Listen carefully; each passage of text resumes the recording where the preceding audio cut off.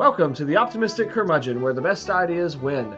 I'm your host, Josh Herring. Today, my guest is Dr. Susanne Hartl, professor of business at Nyack College and adjunct professor with Liberty University Online.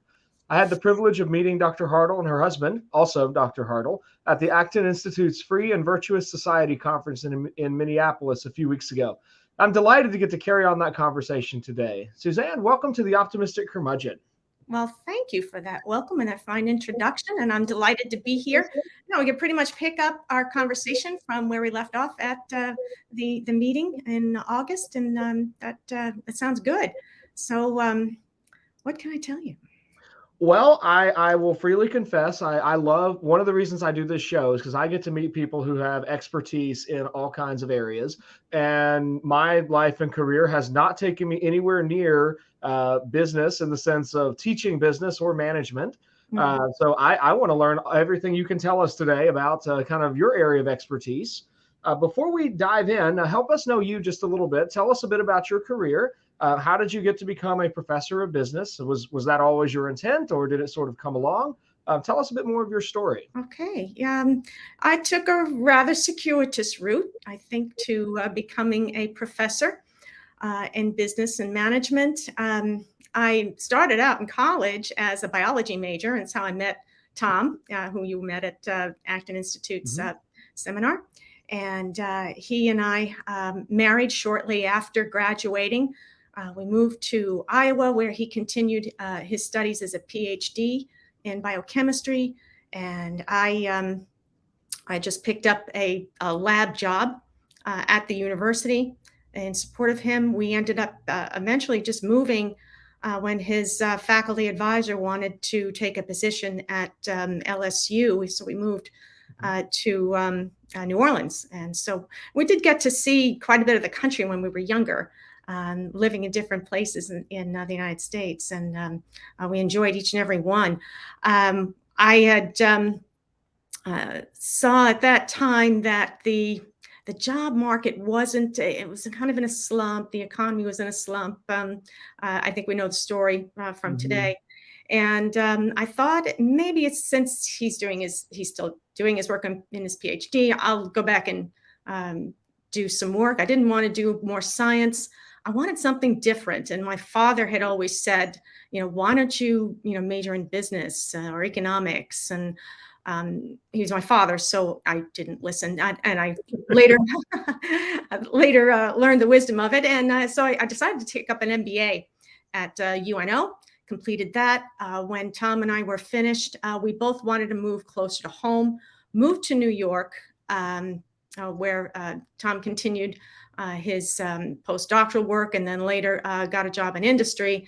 I took a job in industry as well. I had a career in business analysis with publishing companies, first with the old Doubleday company in New York, and later with Business Week. McGraw-Hill at the time owned Business Week.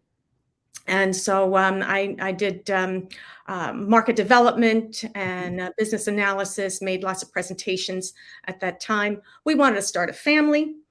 For some couples, it's just not that easy. And we learned, we were one of those couples that needed medical intervention to do that. I did finally have my first child, went back to work and thought, we took all this trouble to have him, and he was being raised by somebody else.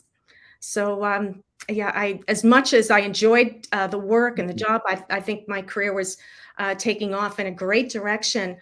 I decided that, Tom and I would talk, we prayed about it, and we thought that we can make it on one salary, and we did.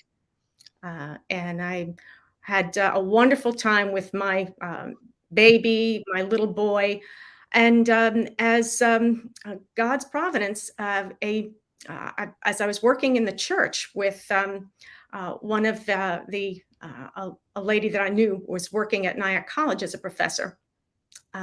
We got to be friends, and she knew that I had an MBA and I had business experience, and she said, we're looking uh, for adjunct teachers in your area. Would you be interested? And since Matt, my son, was on his way to school at that time, and once they're in school, you have 6 hours to go crazy. So I thought, yeah, this might be a good time. And so I changed careers from being a business analyst, so to speak, to teaching business and management. And so I ended up with Nyack College. I was an adjunct. I came on full time. I eventually chaired the department, and I chaired the department at Nyack for 14 years. Yeah, so 14 Wow. years. Yeah, had a long tenure doing that. And we did some great things, Josh. It was so much fun. And it's you get used to it after a while, being the oldest person in a room. But it has its perks. It's exciting working with young people all the time. We came up with some great ideas. Our most recent ones, we hooked up with an organization that allowed us to do an entrepreneurs contest. Ooh. Yeah, it was so successful. We had people waiting in the wings to get in to see the contest. We arranged it like the Shark Tank, where we had the music and the people come in and make their presentations. I had lined up a number of former students that were business owners and entrepreneurs, as well as other people who had my coworker had looked into, and we had them as judges, and we had cash prizes for the winners. One of the third place group was they decided to go ahead and implement their idea, and they wanted to anyway, and they wanted to try it on campus as a coffee shop that would expand and develop, and so it took a while. The wheels at academic institutions, perhaps turn slowly, but we eventually got the idea off the ground, and they started the coffee shop. It was doing very well. They were looking to expand into other products, which meant that they would be contracting with local organizations in the Nyack area to provide, donuts and things like that. But how cool. Yeah, it was. It really was. It was just cool is the right word. There are other positives, adjectives that I could add to it, but it was a lot of fun. They also had to think of challenges like training who was going to take over, because they weren't going to run it forever. They were students. It's the student venture. And so they put together training videos on YouTube, and they really got a strong, broad lay of the land of how it is to operate a business. And I was very, very proud of them, and very proud of my faculty for all they'd done to support them and teach them the ropes, from the accounting and the economics to the finance, and to the management and leadership skills that are needed to run a business. They did a fabulous job. It was really exciting. And I was so sad when the organization decided they would move to Manhattan. So Nyack College is now in Manhattan, not Nyack, and it's no longer Nyack anymore. It's the name was recently changed, which makes more sense, to Alliance University, now that it is in Lower Manhattan. So if you look for it, that is the organization. There are new people there. It seems like Manhattan isn't all that far. I mean, as the crow flies, it's but getting into New York City, if you're not already in New York City, is a bear. Yes, it is, and it would be a 2-hour commute there, 2-hour commute back, at least three days a week, sometimes more. So I decided I'm going to drop back to adjunct. So I wasn't always an adjunct. I just dropped back from chairing the department and having all these exciting and wonderful experiences I was blessed with. Oh. And but now I teach online. I teach Mhm. the online classes with NIAC, now Alliance University, and I mainly focus on the leadership management courses such as business ethics, business communication. I don't do principles of management anymore or introduction to business, but I do human resource management and organizational behavior. Those they lend themselves pretty well to online instruction. So we decided we'd focus there and allow on-ground personnel to take on the role of teaching the foundational courses, the introduction to business and the principles of management. And introduction to business was my idea coming in too. So I was particularly proud of bringing in that course rather than just getting them right into management and economics. We held it back and gave them a little bit of a broader view. And I think intro to business classes have really been taking off in many college programs for business since that this is, going back years now. Sure. Yeah. Well, So, Dr. Hartl, thank you so much for telling us your story. I love that. A couple quick things I want to make sure to comment on. I think it's really interesting you were working with McGraw-Hill. My grandpa used to be a textbook salesman with McGraw-Hill and Glencoe Macmillan back in Kentucky years and years ago. So I remember every time we'd go to his house when I was a kid, he would send us home with McGraw-Hill textbooks that he had in his basement.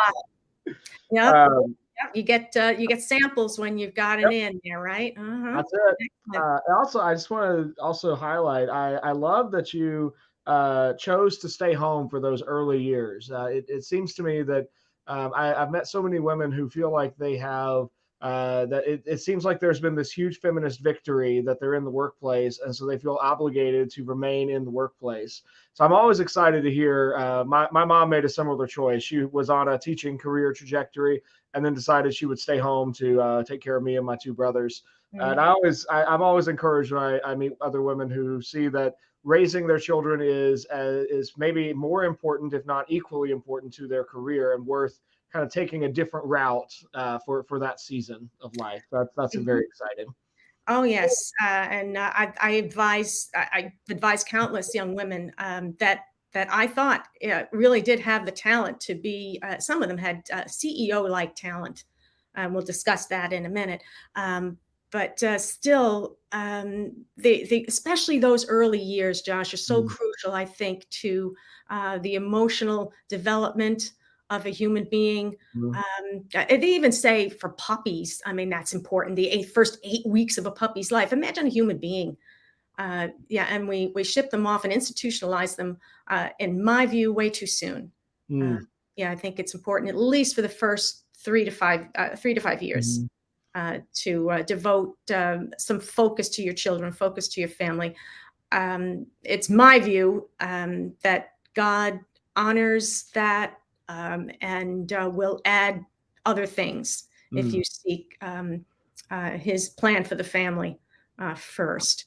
And I'm continuing to do that on the other end, and we'll talk about that later. I have elderly parents and a disabled brother that I'm caring for, and it takes time. Yep. It does take time. Those family obligations certainly are very significant. Well, I do want to get to some of the discussion about leadership. I know it's in one sense leadership is all around us, but it does seem like your field has taken you into a lot of particular thought about leadership. So I'm very curious what you think makes for effective leaders, or maybe what makes for effective leadership as a category. Any examples, positive or negative, that come to mind would be great. But what do you see making for good leadership? Well, it's a broad area to cover. I mean, there's so much that goes into being a good leader. But let's say if we're looking at the kind of person who's going to lead a large organization or tends to lead a large organization, vision, I think, is crucial. It's important to have a vision for where You see the organization. Scripture tells us where there is no vision, the people perish. So I would say vision is one of them. That future state that you hope your organization will have, whether it's a small one that you hope to make worldwide or whatever your scope. It's important, I think, to have that vision. So that's sort of an internal thing that I think a leader should have. Other qualities or characteristics, high energy. It requires a lot of energy and focus. It requires empathy and other qualities along those lines. Also, an adherence to focus on a task and focus on the jobs at hand that have to be done. If businesses in particular, but other organizations as well, churches that don't perhaps have an economic motive, but have another motive. It's still that vision and that focus on the task, whether it's to be profitable, to have good performances from a financial standpoint, quarter after quarter, or it is in a church setting to disciple people. To be good followers of Jesus Christ and the Bible, to expand the boundaries, to invite others to participate, whatever that the organization is in other words. There is a vision, there's an empathy and a people orientation that has to be there in the person. You have to, I think, really love and enjoy people, energy to keep up with them all, and a focus and on getting tasks done. And sometimes it's not as easy as it sounds, especially if you got people who don't perhaps share what the task is supposed to be or what needs to be done. You've got to, and that vision is your guiding point, I think, to having that. Let's follow that vision line for just a moment. What does the leader do? What should a good leader do to bring others into alignment with a vision, or maybe to share that vision? Maybe if we could think about a company that a new CEO has come into, or there's a new leader of a department and he's trying to cast a vision. How does that person bring the team on board with the vision? Well, that there's a number of approaches that can be taken, but in whatever the style of the manager, it has to be done.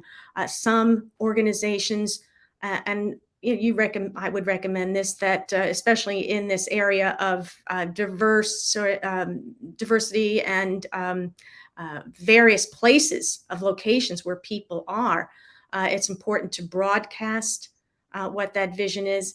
And then do a kind of a campaign of getting key individuals on board with that vision. Sometimes it's continuing what needs to be, what the organization has been doing. They've been on a roll and they want to continue that.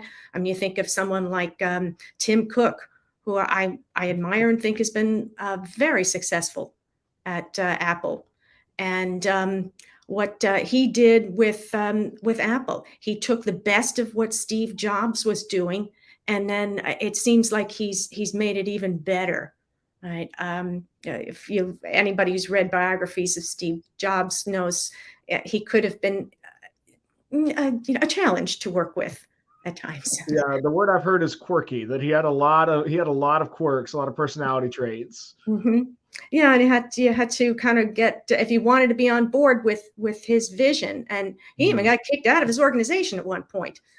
People were not on board with his vision, and then they saw the wisdom of it and turned that around later on. It's such an interesting story, the story of Apple. But I think Tim Cook has taken the best of what he did in terms of marketing, and you saw how the iPhone 14 was unveiled this past week. And that's very reminiscent of Jobs and how he would do things. And he's made some good economic decisions as well, as such as keeping the price uh, stable. I mean, it's not, they're not going to raise prices on the iPhone 14, which is interesting in light of our current economic slump, and it does seem like it's worldwide.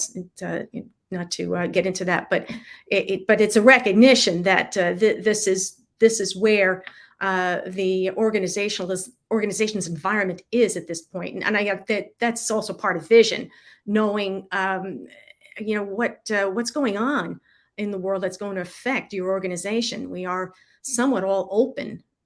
We're living, breathing organisms, and we have to take in resources and send out products, and a lot is going to affect that.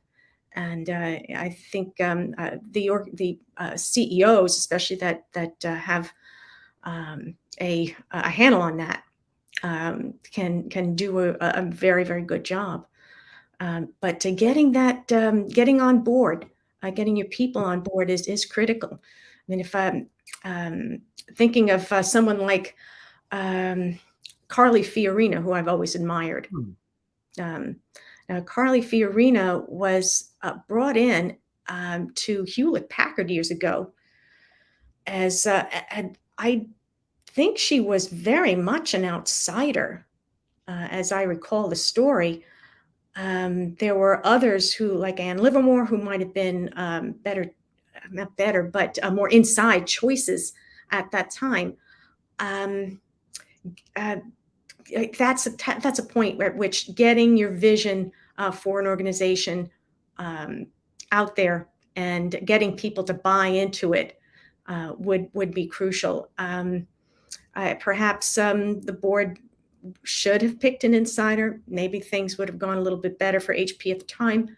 But it was a wonderful, thriving organization at the time that they were making the choice of a new CEO.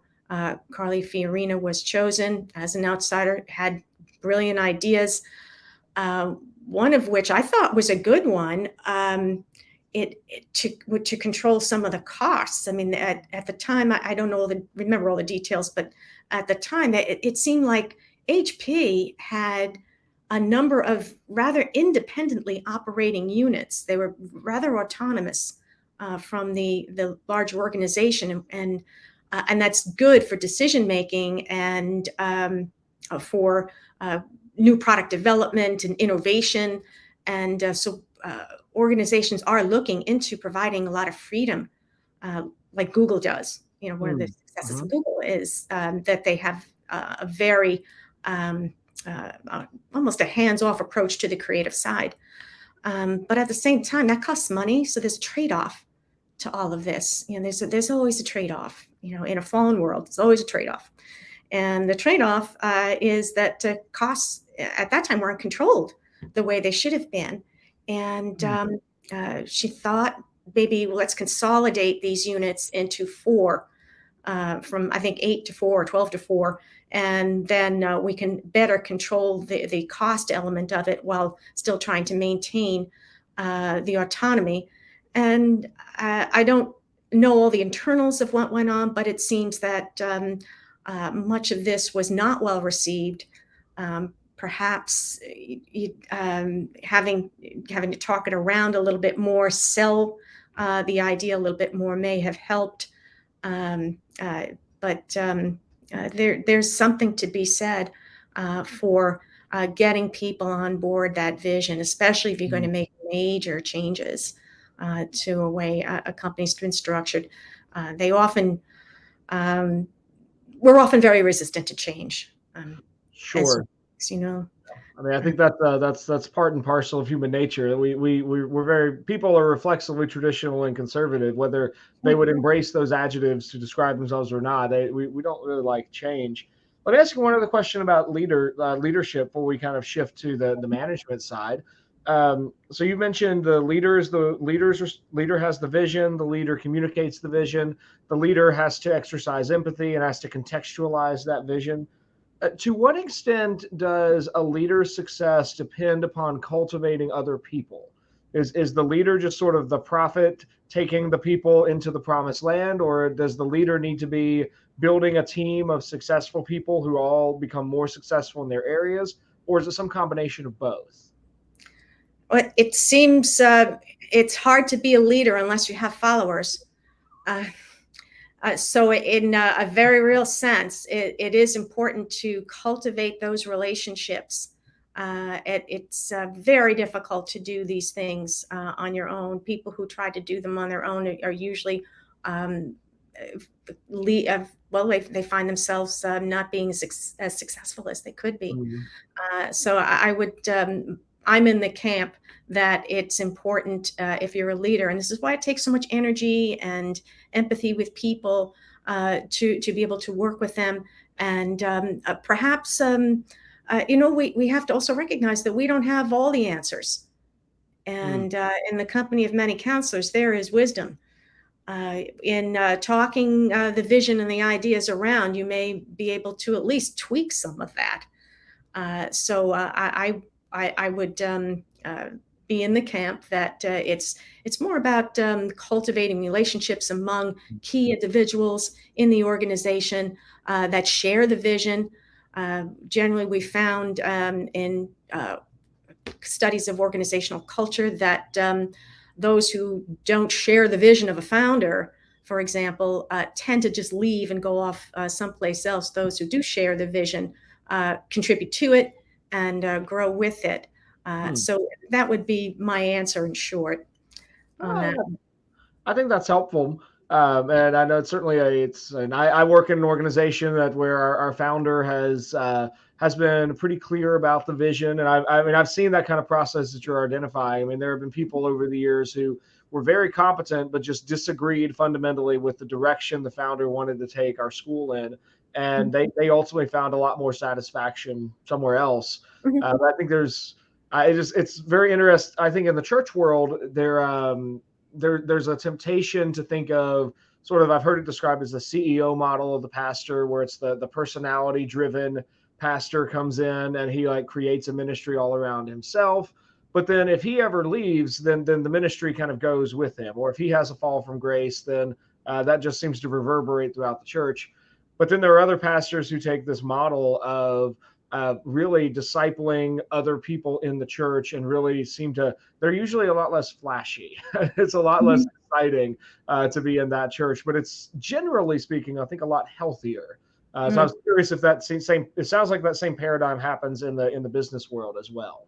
Yeah, I would agree with that. Yeah, and I've seen it both in the church. I attend church regularly, and I've seen that in business settings as well. And there's something about having a succession plan in both. So I mean, you'd see David had a succession plan in Solomon, if you want to, look at it broadly. So you can, yeah, somewhat. He kind of did, but I was thinking that like there's that kind of discrepancy where at one point one of the priests goes to Bathsheba and says, David's getting really old. We ought to just go ahead and let's make this nice and public so that everyone knows it's Solomon and not one of the other sons. But yeah, especially since one of his other sons were doing it, right? Right. Well, let's shift gears just a bit. I'd love to get your thoughts, particularly on the areas kind of corporate structure and where management fits in a growing company. I think of popular images of managers of a sort of bumbling morons. There's the pointy-haired boss from Dilbert. There's Michael Scott and all of his many successors in The Office. Are those images fair? Is that what an actual office manager looks like, or is the reality far different from the popular perception? If there was no truth to it, we probably wouldn't find it funny. So, yeah, we do come across managers like that from time to time. And if you're going to be in an organizational setting for any length of time, you're going to run into those kinds of people and worse. The person that could probably tell you more stories about that than even I can would be my husband, who you met. Next time we hook up, ask him about some of the bosses he's worked with. A pointy-haired boss and beyond. There have been those. They generally are successful in organizations for for reasons that ought not be. But they're very good political operators and that type of thing. So I don't mean to paint a negative picture of middle management in general, because that's not totally the case. But just to say that they are there, and we wouldn't find this funny or relatable if they weren't. So yes, they're there. We have this picture of a leader being visionary and guiding the organization towards that vision. And maybe if we take the biblical analogy of Paul as the leader, the visionary of the church, that really propelled it beyond being considered a Jewish sect, and bringing it to worldwide prominence as a religion. And then Timothy, managing a church and making sure there's godly people who are the overseers and the deacons and whatever structure that was in place. And so that structure is in some ways guarded by management, and that needs to be in place. Then there's the whole organizational culture of it, and how the people interact with the leader, how the leader interacts with the people, and that can also either doom or propel an organization to success as well. We can consider an organization like, do you remember Kodak? Mm-hmm. Kodak.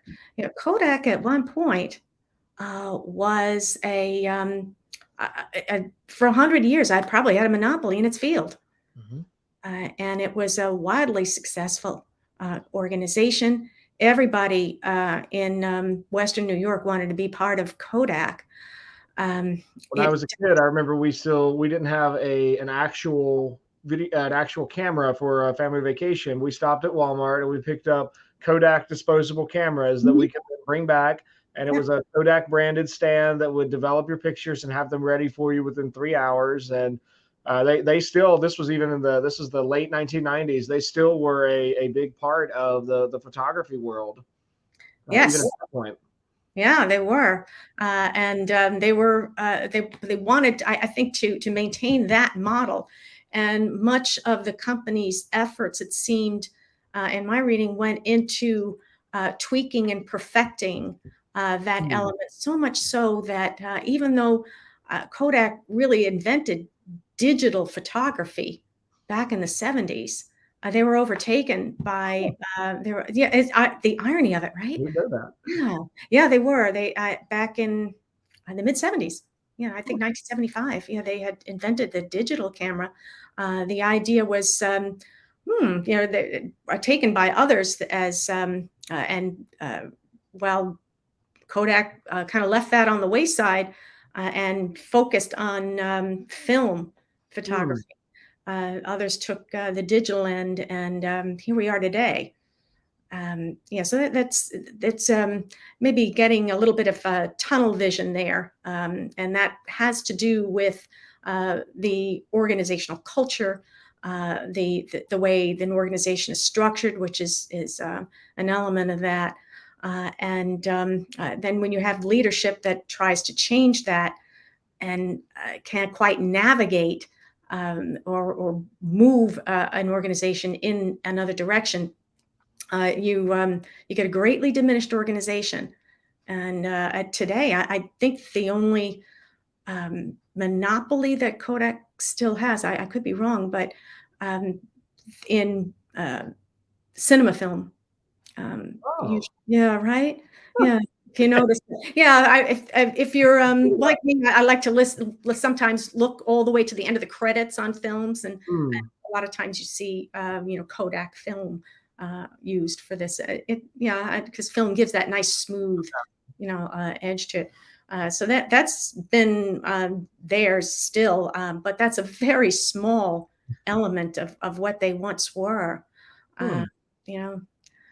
So it and a lot of that has to do with the structure, not wanting to change, and not maybe not moving people out. Sometimes you have to agree to disagree and let people go when they are not on board with the vision. If they don't go on their own, many do just go on their own. As I've said, there's this assimilation of similar views that happens in organizations, and sometimes that is your undoing when you get the similar view, and it's one that is on a track that is leading to nowhere economically and technologically. So it sounds like then really business is it's very dynamic in the sense that there is this vision that the leader has cast, but there's in a large enough organization, the leader is not the one who is actually implementing the vision in all the different departments, but you've got managers in each department who are overseeing that vision as applied to their area. And there's constantly a drive to kind of do the thing that the company exists to do, but also be able to pivot based on the demands of the marketplace as that changes. I think that's well said.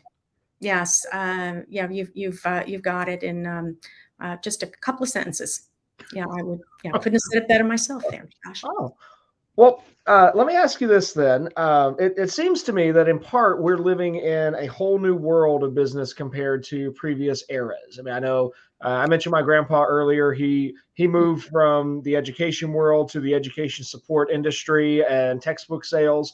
But there was a central hub. There was an office that he operated out of. He made sales calls and he went places, but there was an office.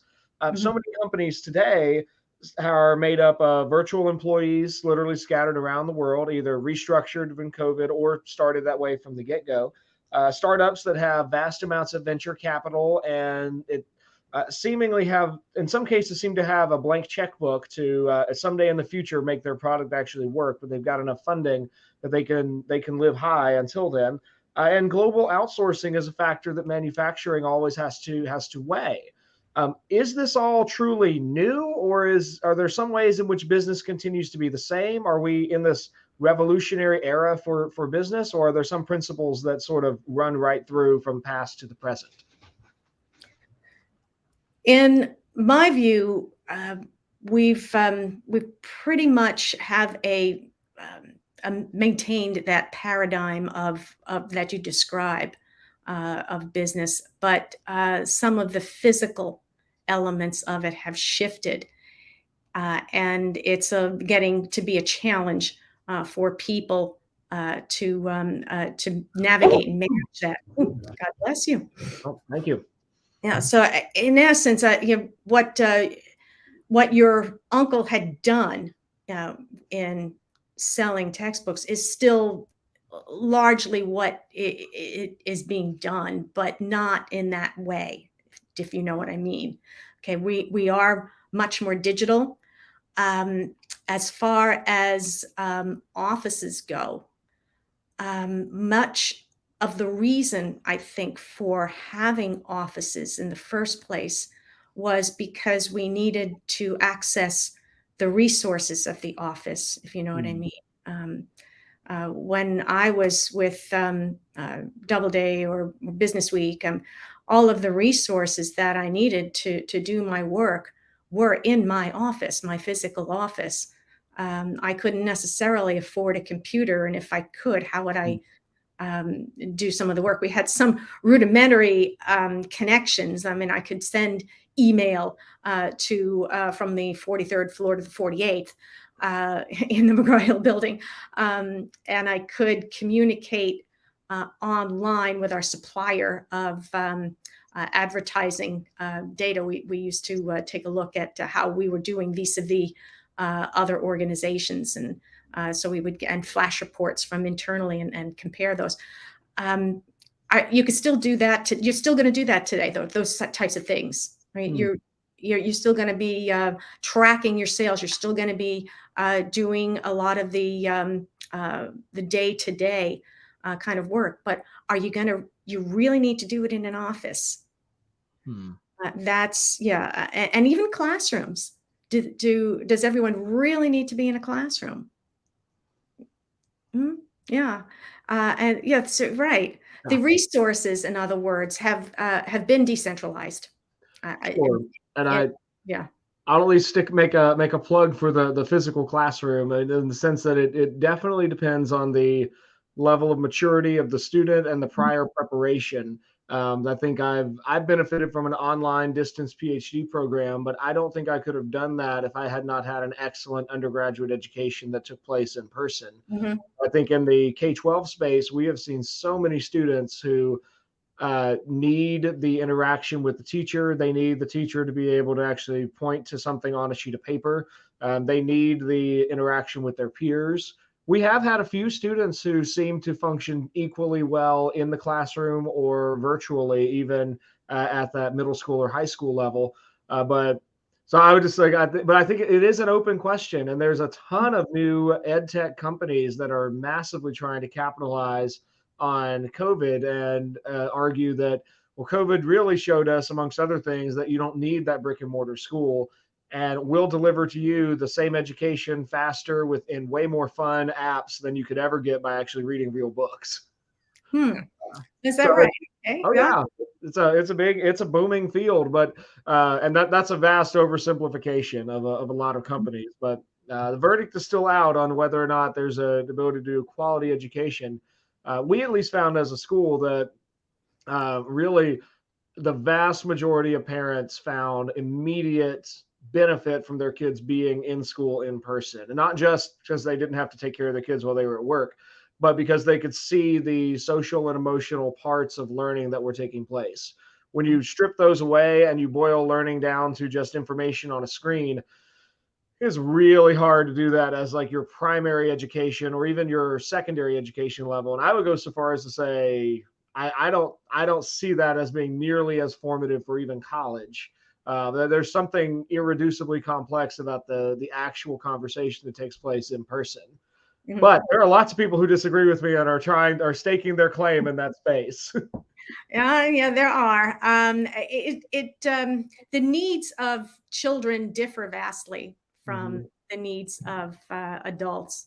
Sure. Uh, yeah, so in the K through 12 space, it may shake out that classroom instruction is the necessary paradigm that needs to remain, because children do need not only food and safety and shelter and that kind of thing. If we want to go by Maslow's hierarchy, they also need socialization, and they need socialization with peers.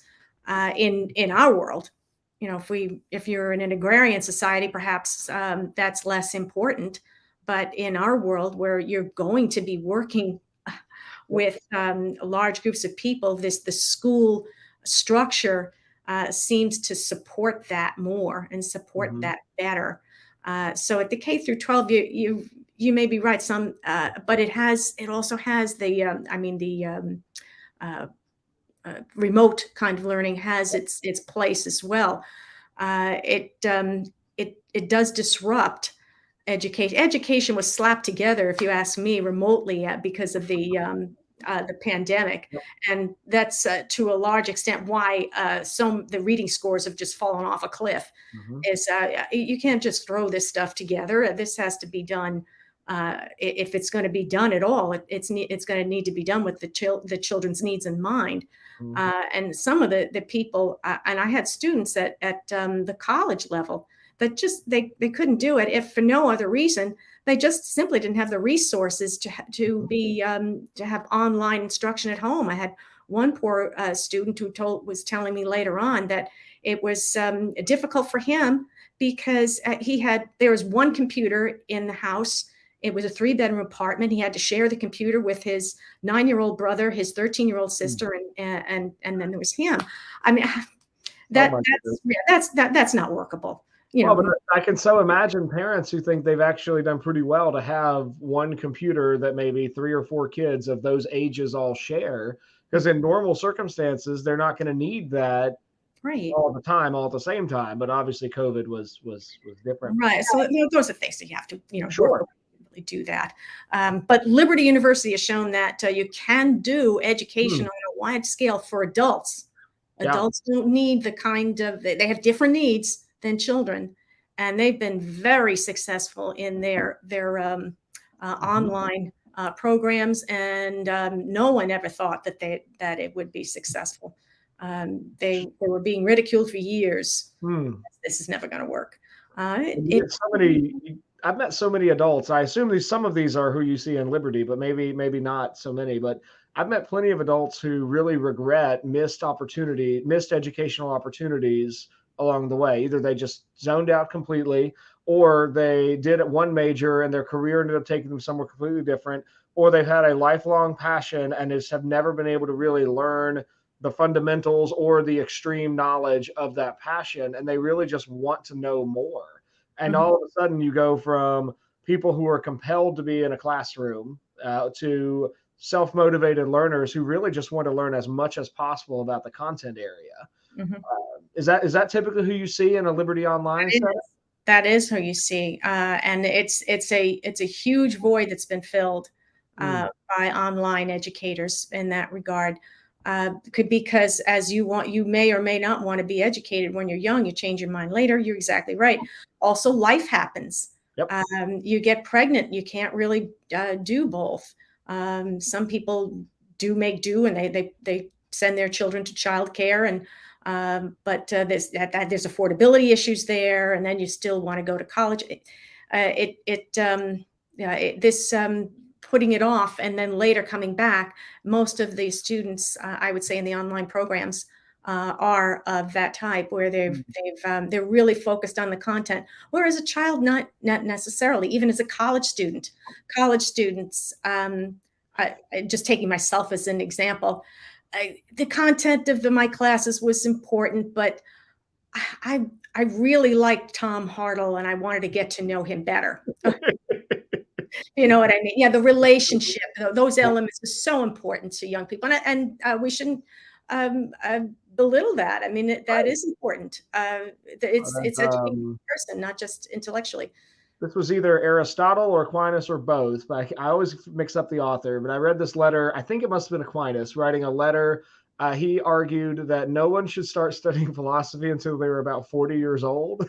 They needed enough life experience to know why they needed to know philosophy. And I think there's something to that about, like, we have to go through enough life to realize, wow, I do need to know these foundational things. And suddenly real knowledge matters a lot more. Yeah. And so that's where you're seeing a lot of the online educators be successful is with those adult learners that really missed out. Or they feel they have missed out. Maybe they didn't, but they feel that they've missed out, and they want to do a career change, or they want to just learn more. And the online platform gives them the flexibility to do that. And you don't have to put one more thing on your calendar and schedule one more event.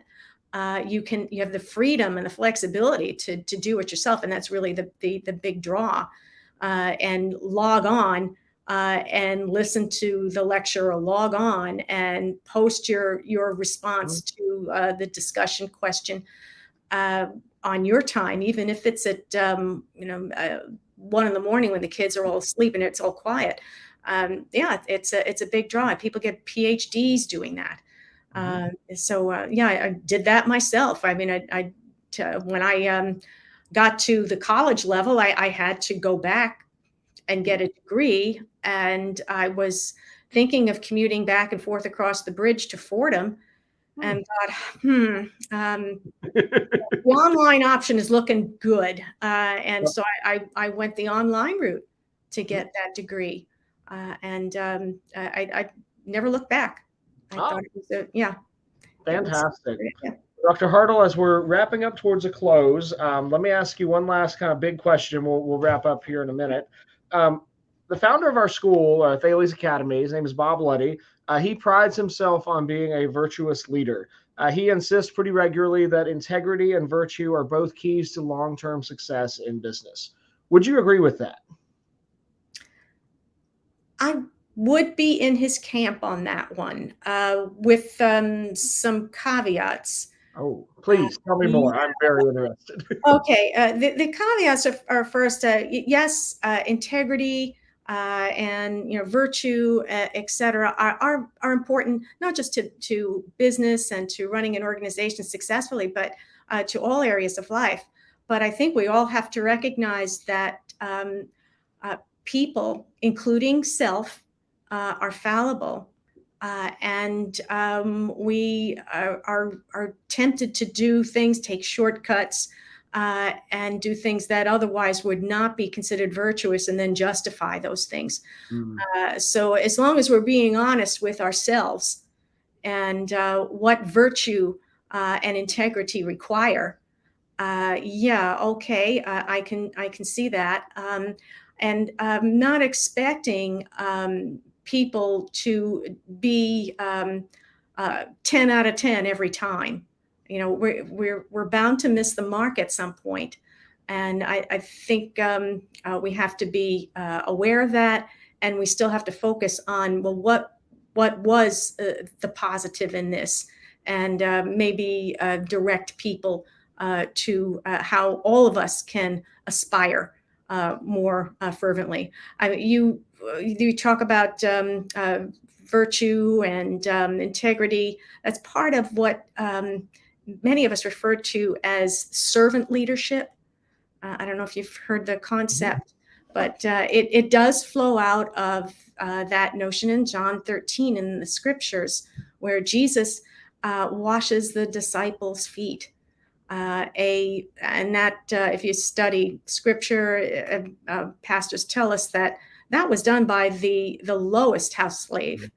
And if the leader, virtuous, integrity, is not willing to do those kinds of jobs, and if you want an outward, practical, I guess, a vision of what it means to be a servant leader, that probably is the best telltale sign that this person is one of integrity and is willing to do the jobs that need to be done, even if they are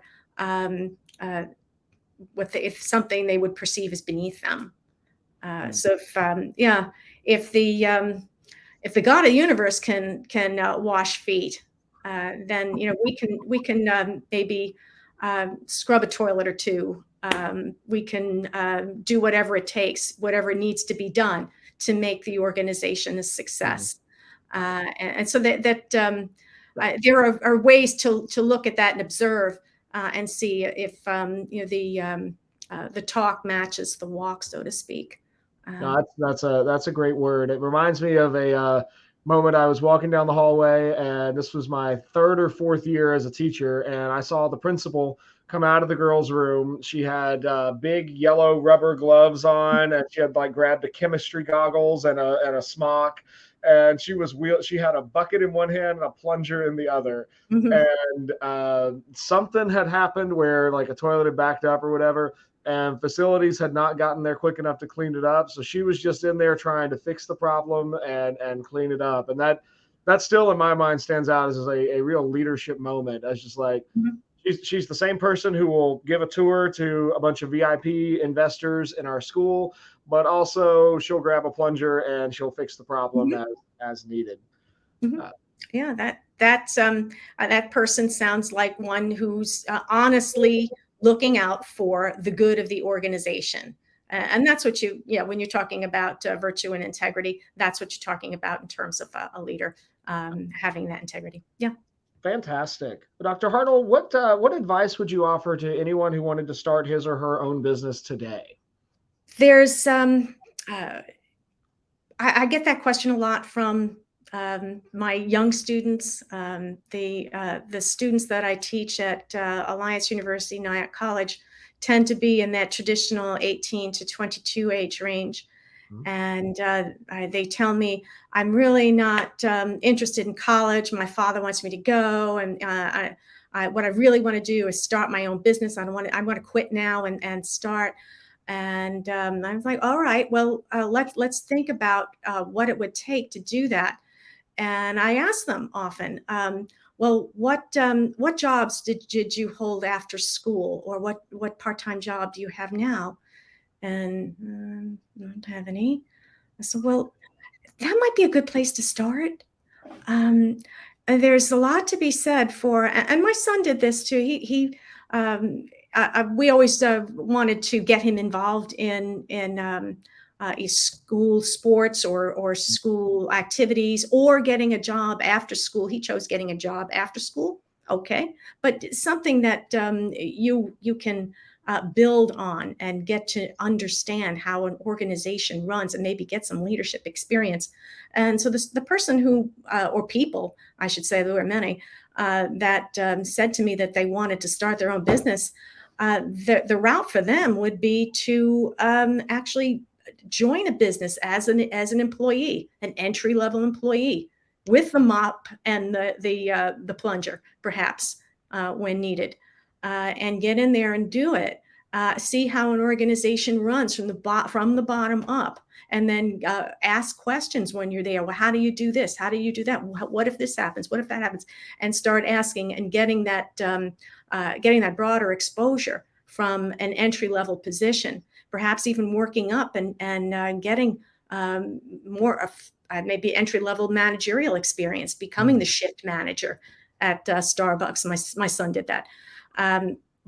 So you can do those kinds of things and get the lay of the land. I mean, do I really want, because there's some headaches when it comes to running your own business, and you pay yourself last. You never take a vacation. I mean, there's some dedication. I mean, is this what you are called to do?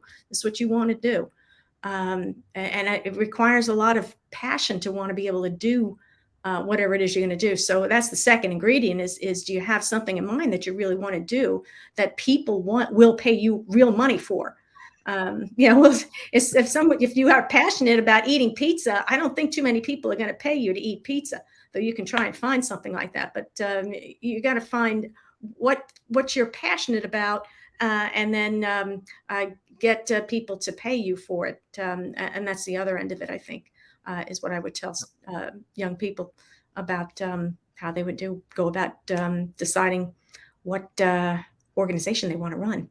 I think that's great advice. It reminds me of a couple guys I met who started the Valor Public School Network down in Austin, Texas.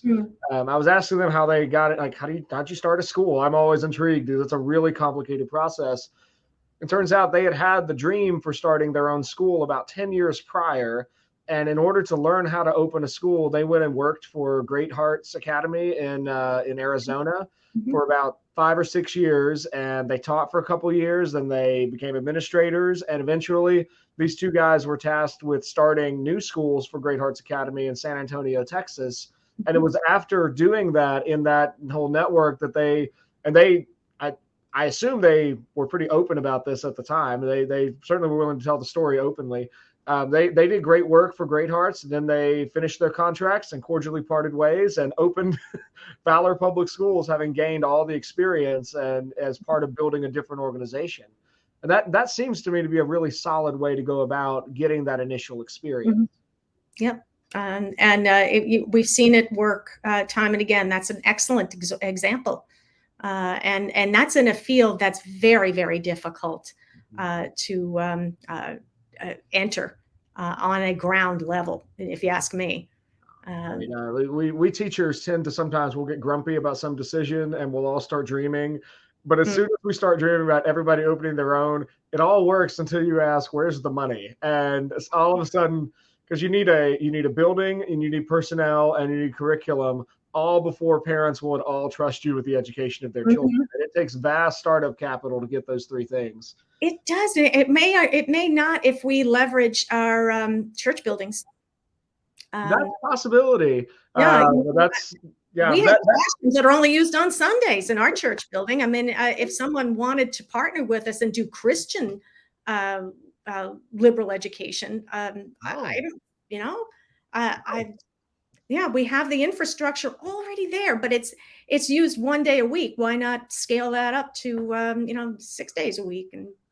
And school. Well, if you're ever launching your own network of private classical Christian schools, you'll have to let me know. I'd be very excited to hear about that. That would be a wonderful vision that I would love to be involved in at some point. That's. Oh, what I see. Fantastic. Well, Dr. Hartl, my real last question, what book would you recommend that people read if they want to know more about leadership, management, business, anything we've been talking about today? Well, if you just wanted to start your own business, I used to have my students all read, and then we discuss The $100 Startup by Chris Guillebeau. Came out about 10 years ago. And especially in a time like this where capital is in short supply, and losing it can be devastating. You can risk something like $100 and see if it works, and then tweak it on the fly.